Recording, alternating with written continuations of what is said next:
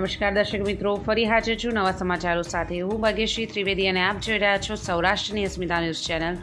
વસુદેવ વસુતન દેવમ કંસચારુણમ મર્દમ નમઃ દેવકી પરમાનંદમ કૃષ્ણમ વંદે જગદગુરુ। જન્માષ્ટમીના પાવન પર્વ નિમિત્તે દેવભૂમિ દ્વારકા જિલ્લાના કલ્યાણપુર તાલુકાના રાણ ગામમાં સતત આ 19 વર્ષથી સમગ્ર ગામના વડીલો, વૃદ્ધો, યુવાનો, યુવતીઓ, માતા, બહેનો, બાળકો તથા વિવિધ સમાજના લોકો આ જન્માષ્ટમીનો ઉત્સવ સતવારા સમાજની વાડીએથી આરંભ કરી આખા ગામમાં ભવ્ય શોભાયાત્રા નીકાળી, જેમાં લોકોએ ભગવાન દ્વારકાધીશ પ્રત્યેનો પ્રેમ, ભાવ, લાગણી અને ભારતીય સંસ્કૃતિની ઝાંખી કરાવી।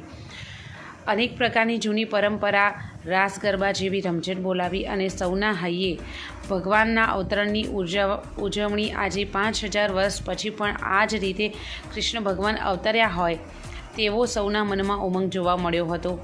આ શોભાયાત્રામાં સૌના હૈયે અને ખૂબ જ બહોળી સંખ્યામાં લોકો આ યાત્રા જોવા ઉમટ્યા હતા। શ્રદ્ધાળુઓની શ્રદ્ધા, વિશ્વાસ ભગવાન પ્રત્યેનો ખૂબ જ જોવા મળ્યો હતો। આમ ભગવાન શ્રી કૃષ્ણના જન્મોત્સવની ખૂબ ધામધૂમથી ઉજવણી કરવામાં આવી હતી।